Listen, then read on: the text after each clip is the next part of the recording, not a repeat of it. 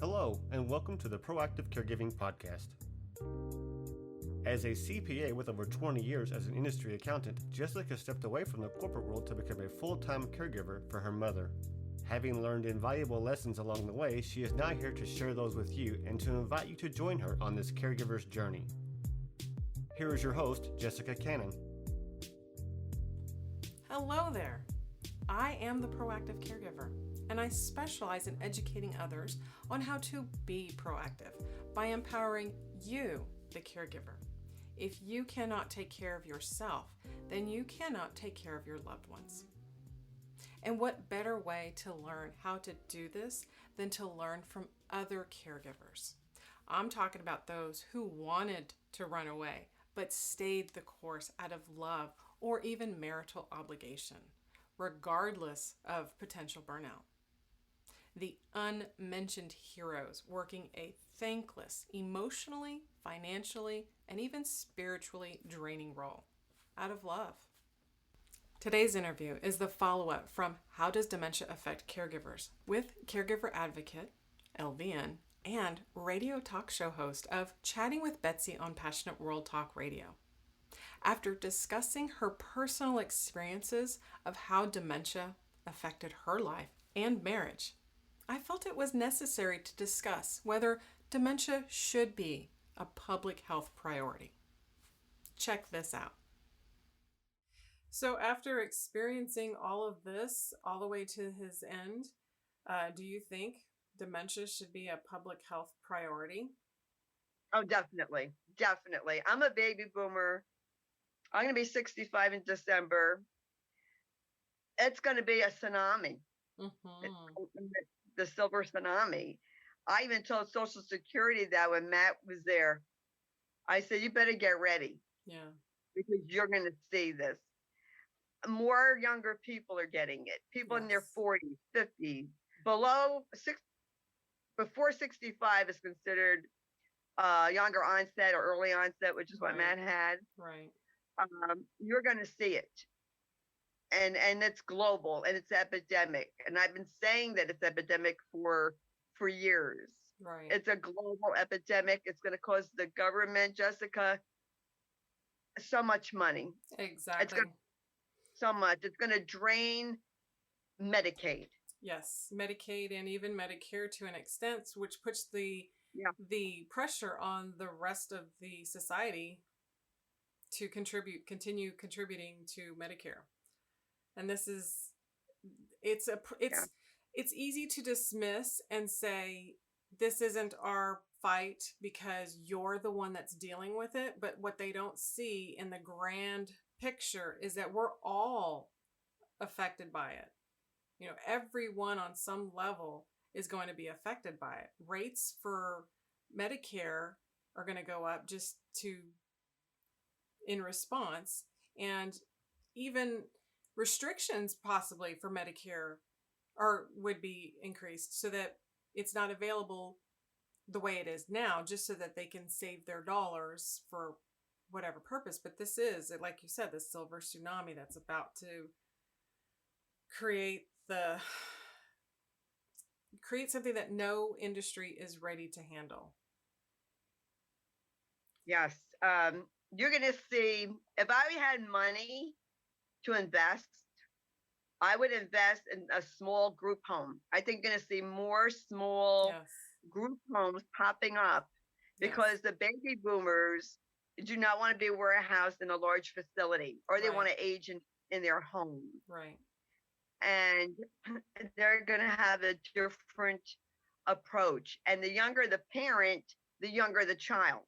So you're going to have younger caregivers. My son was 25 or 26 when Matt, and 15 or 16 when his grandmother had it. So you're going to have younger caregivers. Are they going to give up college? Yeah. How are they going to have and 1 in every 3 people are being diagnosed with some kind of dementia. Mm-hmm. Exactly. And that's the scary part. Yeah. It's a public health crisis, which there's no cure. And you know what, Jessica? People think, oh, I'm healthy. I won't get it. It's not my family. I won't get it. Doesn't matter. That's not the Matt was case. healthy. Matt was healthy. Mm-hmm. He was healthy other than his brain.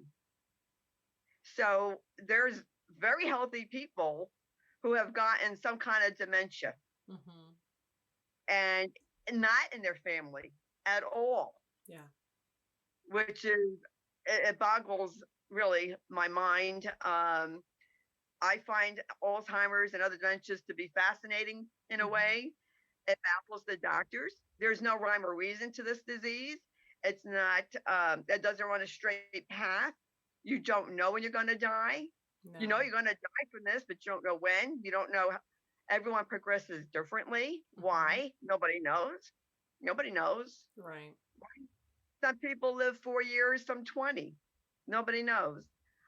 As you have comorbidities with it, like diabetes, heart disease, kidney disease, no problem. They say prevention.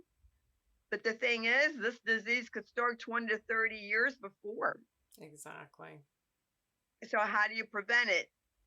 Okay, you could eat right, you could exercise, try to avoid being a diabetic or heart disease. If it runs in your family, do what you can. Exactly. But sometimes, no matter what you do, you're going to get something if your genes are against you.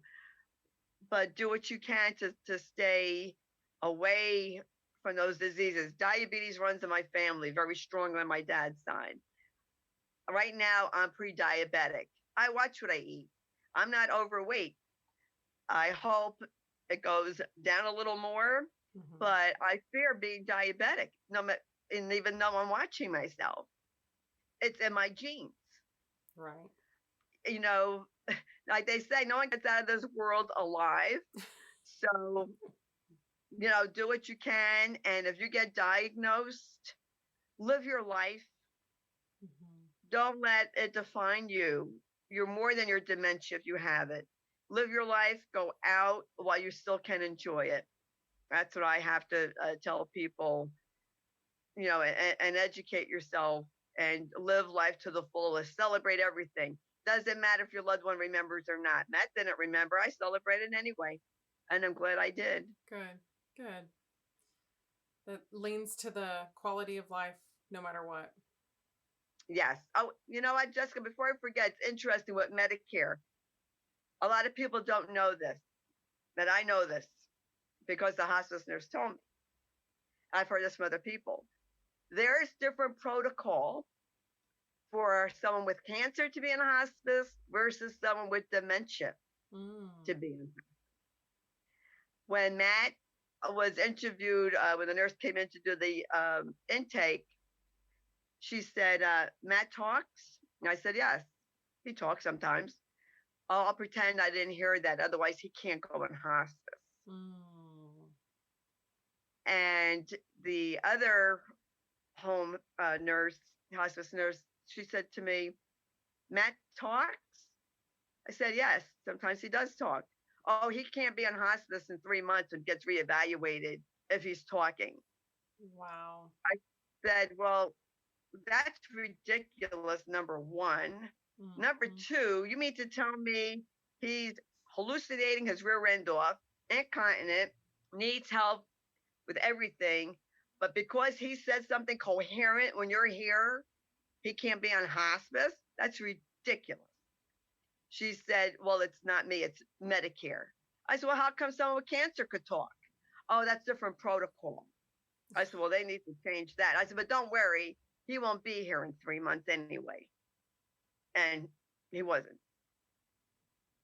But that's not right. No, it's not. And that's something that, when at the very least, when we need something in a company or an organization that would be able to step in and help, the very least, we don't need, for one, them not believing the caregiver, and then two, coming back that when they finally believe you, then there's this red tape to say, oh, nope, sorry, we can't cover them because of these reasons.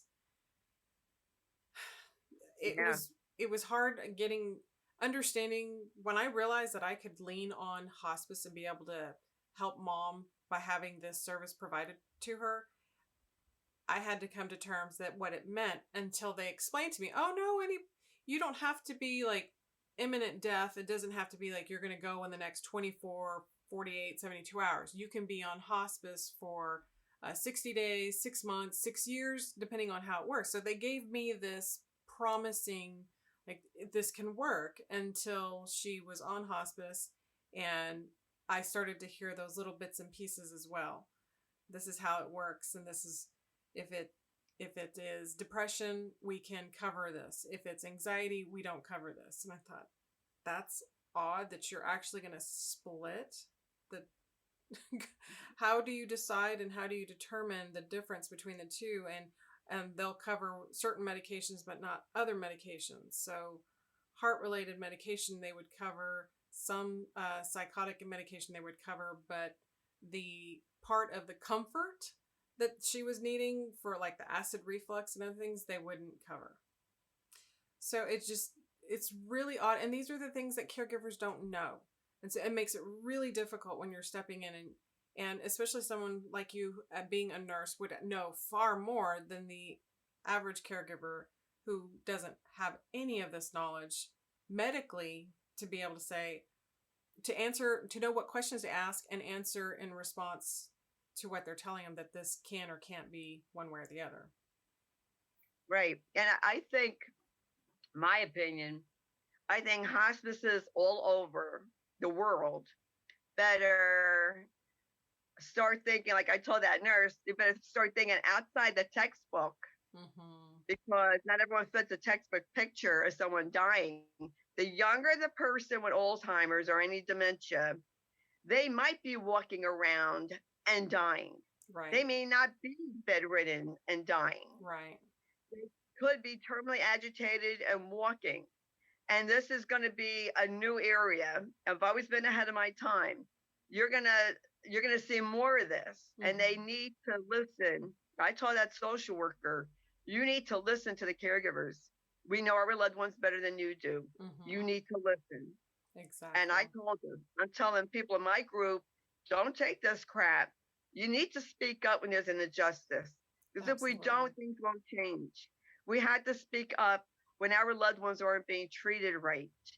And they think they could treat people with dementia any which way they want to and get away with it. And they do get away with it, because I filed formal complaints and they didn't say anything wrong. Yeah. I mean, unless you have, I guess, money or you're a very prominent person, then maybe they'll listen. But when somebody falls, they're supposed to come out and check on that person. Right. And that these are the areas that need spotlights on, and the more caregivers can voice it and learn how to become their loved one's advocate, then the more we can actually start creating change. And it's going to end up being, what I believe is, the caregivers are going to end up educating Medicare and hospice and other doctors and neurologists and explaining, because I remember years ago when I finally asked for a second opinion for my mother, the first neurologist she was seeing said, she's okay. She's doing fine. She could keep driving, even though we had mentioned she's driving on the wrong side of the road. So there's areas that definitely need improvement, but it's going to take us sharing our experiences and spotlighting what's happening so that we learn from them. Everybody learns from this before it is at the point where that tsunami is knocking at everybody's door. I mean, it's building, and I believe it's even starting to affect industries, but it's going to get a lot worse before it even begins to get better. Oh yeah, there's a guy, I interviewed him, Rick Edelman. He created the Edelman Financial Engine, very big financial company. And he has a podcast now. What's it called? It's Your Future, I think it's called. Something like that. My mind just went blank. And he's it was in November and last November, and he was talking about Alzheimer's research, and Mm. how financially devastating Mm-hmm. this disease is. Yes. Oh, the truth about your future. That's what it is. He had the truth about your money. This is the truth about your future. Right. And I said, oh, I got to get him on my show. And I'm surprised he came on. Mm. um, and it is a financial. It's going to be a financial devastation, and that's another thing. The younger person is with Alzheimer's or whatever dementia, it's a financial devastation to the family. Yes. Matt was 56. He Right. had at least 10 more years of work he could have done. Mm-hmm. His income was cut in more than half. Right. So that's another, issue. You're going to see a lot of issues coming up. People living together, like the Golden Girls show, Right. because they can't afford to live by themselves. It's sad and it's scary because it's the earlier the person is diagnosed or even affected by dementia and they can't do their jobs, which early onset is rising and that's coming more of a thing, then they can't even apply for Social Security until they're 65 unless they're able to get a disability diagnosis. Right. Right? And sometimes that takes a while. What I recommend, you need documentation Mm-hmm. up the wazoo. You Yeah. need to have doctor's notes, documentation from work. I was very fortunate. I had documentation from Matt's employer, Matt's doctors. The person who took our interview is for Mass Social Security. Her dad died from early onset. Mm. She said, oh, my dad was 67. I know what you're going through. I'm putting you on the fast track. Yeah. And we got it without a problem. Good. But a lot of people do have problems. And the younger you are, I don't even know if you could apply for services. When you're 60, here where I live, you could get senior services. But what about if you're 50? What about if you're 45? Right. Then what do you do? Right. Well, and in addition to the fact that you mentioned earlier that the younger caregivers are having to care for their parents, and if they're the millennials that are in that mid 20s, mid 30s, what do? How do they get assistance and when they can't even work a job because they're caring for their loved ones? Yeah. It was very difficult for Josh. Josh was able to work. I told him to go out.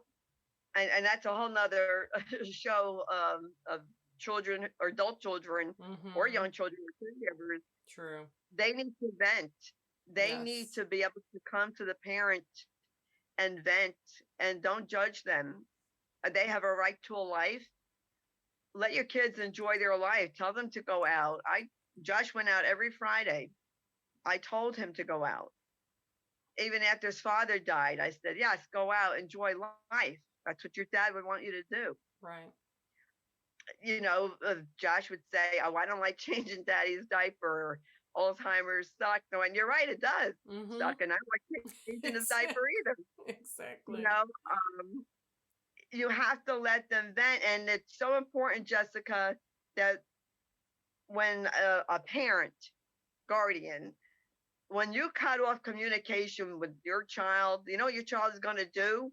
They're going to go out to the street.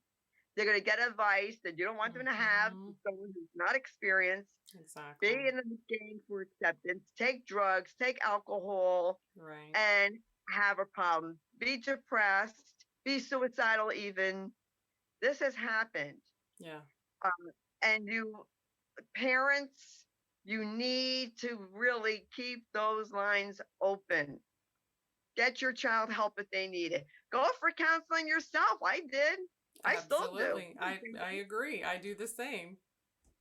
I'm not ashamed of it at all. And I've been a mental health advocate for many, many years. And the pandemic brought mental health to the forefront, where people are now a little more accepting of it.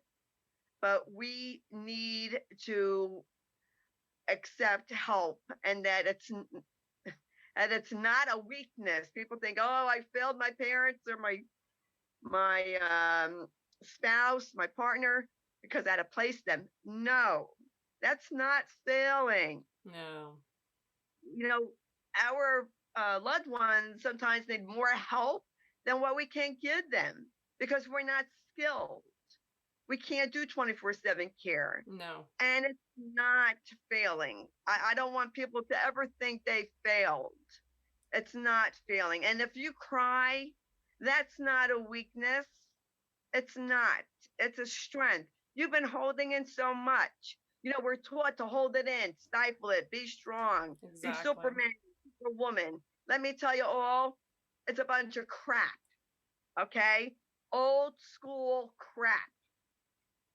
Acknowledge your feelings, validate them. You don't have to be strong. Cry if you want to. I cry. I don't care. You know what? I don't care what people think. I cried in front of Josh. He's cried in front of me. Mm-hmm. Why do I have to be strong? And please, people, don't ever tell anyone to be strong if you see them cry because their loved one is dying. Right. That's wrong to say that. I'm going to say it. Gosh, I agree. Like I said, I'm a Jersey girl. I never straight up. I'm my dad's daughter. People told us to be strong. I felt like saying, let me see how strong you'll be. You're right. When it's your loved one dying. This mentality of being strong all the time is what gets people into trouble. It's why people have a nervous breakdown, because when we stifle our feelings, it's going to come out. It could come out as a physical, mental illness. Right. If you need to take an anti-anxiety, antidepressant, then get it. Then do it. I can't take medication, so I didn't take that. But hey, if you need it, you're under doctor's care, take it. It's really, no one should ever judge anyone for crying. We're human beings. We're not robots. We're human beings. And, people think, oh, we got to put on this facade of strength. No, you don't. You know what? Sometimes I cry talking about that, and sometimes I don't. I'm fine today talking to you. Sometimes I get choked up. If I get choked up, I get choked up. That's, that's it. That's how it is. And grieving is a whole nother, that's a whole nother show, but that's another topic. Yeah, how society, it doesn't accept really loss or how to deal with it. It's really sad, but I'm doing in my own little way, using my shows and my group. I'm trying to change how people think, and doing my part, because there's so much that we've been taught that's wrong. Yes. I feel really bad for my mom, because my mom, God bless her, she's 92. But when my brother died, she never saw anyone die in front of her before. That was her son. She would not go for grief counseling. She's like, I don't air my dirty laundry. That's the way of thinking back then. Yeah. You didn't talk about it. Right.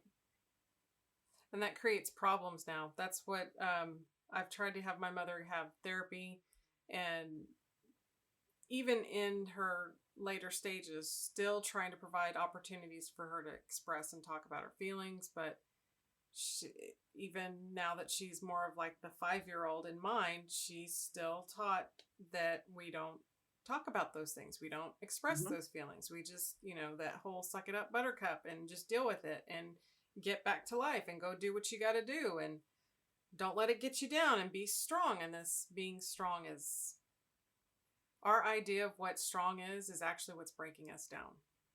Ironically. Yes.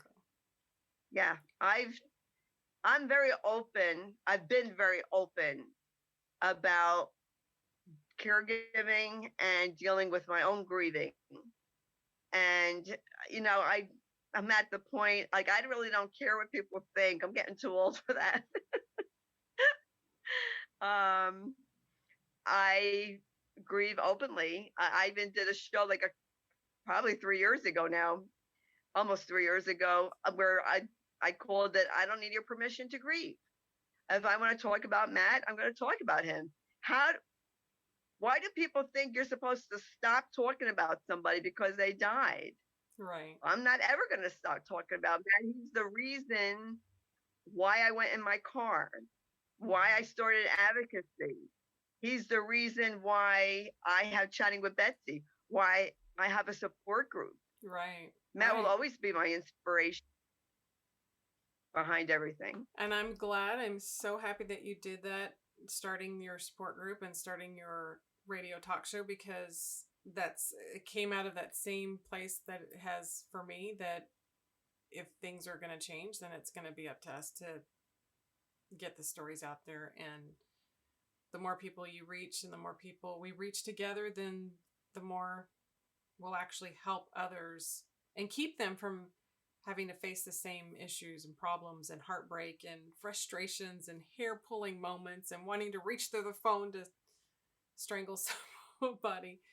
Keep them from having to go through that as well and actually make a difference.